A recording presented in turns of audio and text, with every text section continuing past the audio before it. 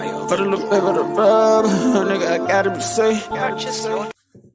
Let's get to sports talk. Blitz series continues with the reigning NFC East champions. The Philadelphia Eagles certainly need help at receiver position. Mel Kiper has them taking Alabama wide receiver Henry Ruggs III in his latest mock. The Eagles' key losses are Nelson Aguilar, Jason Peters, and Malcolm Jenkins. Eagles win the NFC East with a 9-7 record and lost to the Seahawks in the wild card round. Max, I'll start with you here. Do you think the Eagles owe it to Carson Wentz to get him some help at the receiver position? No, they don't owe it to Carson Wentz. They gave him one of the biggest contracts in football so that he could help carry that offense. The great quarterbacks like Donovan McNabb, even in years where they don't have stuff, can get you to the playoffs and usually advance. It's not what Carson Wentz did last year. Helped. Every quarterback's in a different situation. He had too many injuries last season at that wide receiver position that he had to use 4th-string, 5th-string wide receivers that ain't got no reps with him like that. And he had to carry them. He carried them to the playoffs before he got hurt. But he need some help at that wide receiver position to help him out. Because Donovan McNabb had Terrell Owens and Avery. He had some wide receivers. So seriously, he carried them by himself. He had a wide receiver with him.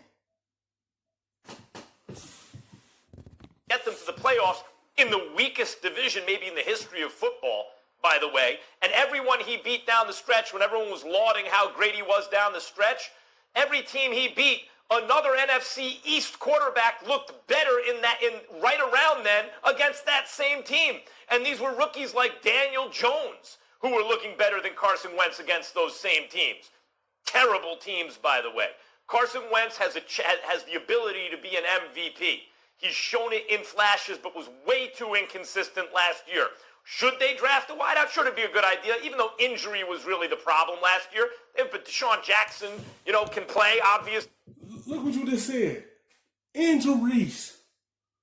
That's why it didn't look so good, but he did show you he could help this team win, even though he had none of his top guys.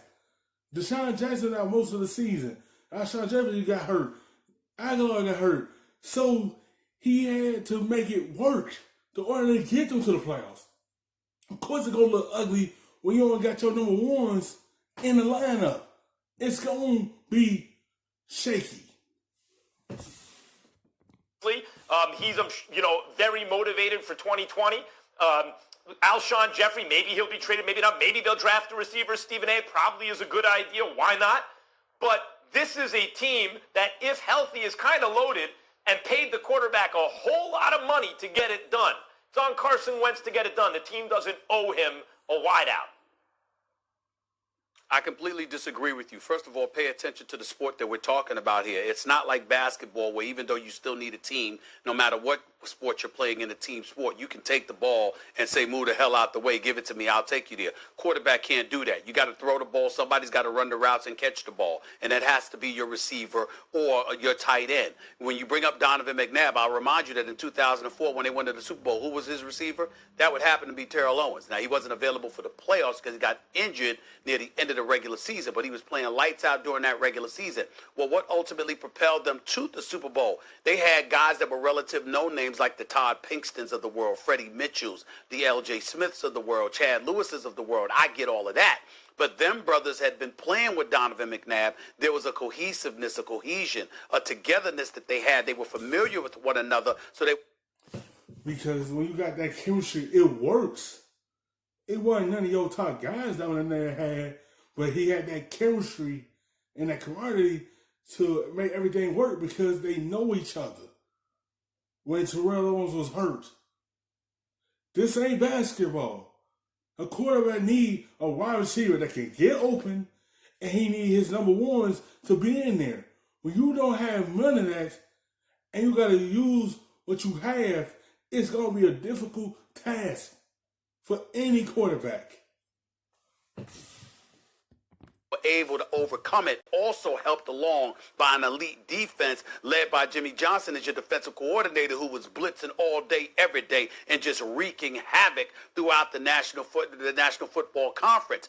In the end, however, it still came down when you looked at the Philadelphia Eagles. What really, really propelled them because of the regular season that they had was the acquisition of Terrell Owens. We can't ignore that. If you're Carson Wentz right now, Deshaun Jackson was hurt last year. You got to get him healthy. Obviously, Nelson Aguilar is gone. You're looking at them. They desperately need a receiver. I definitely think they needed to buffer their defense, but they did that in their secondary, which was ranked 19th against the pass, by acquiring Darius Slay, more so than Nikel Roby-Coleman. I'm thinking about Darius Slay and what he can bring to the table, and I think that's going to be an upgrade compared to what they had last year. But ultimately now it's about Carson Wentz having receivers. They dropped passes. Dan Orlovsky was on the show with us, Max, last season, and he highlighted drop passes.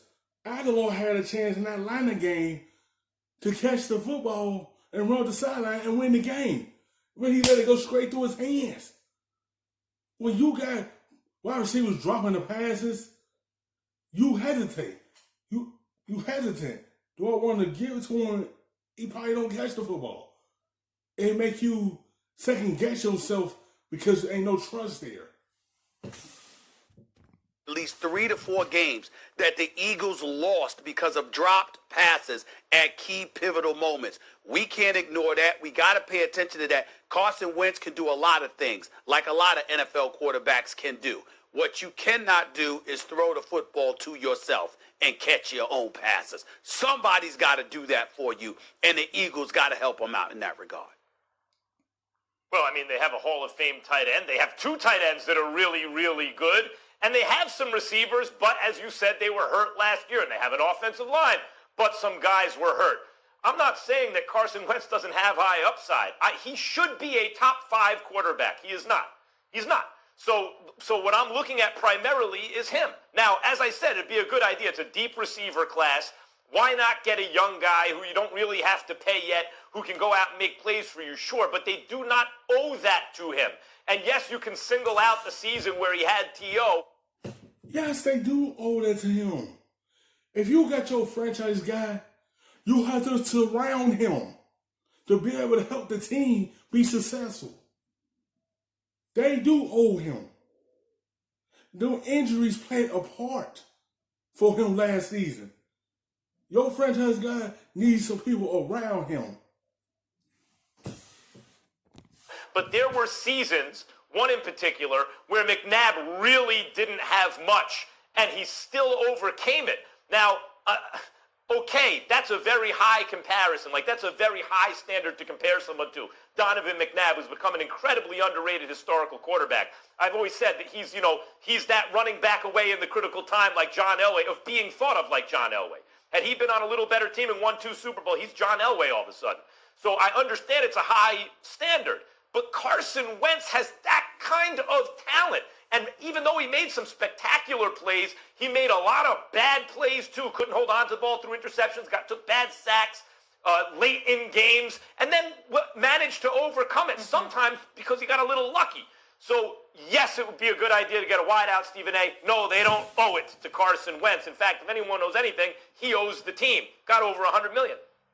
The best, stuffing them shits in the safe. Got me a spot out the way.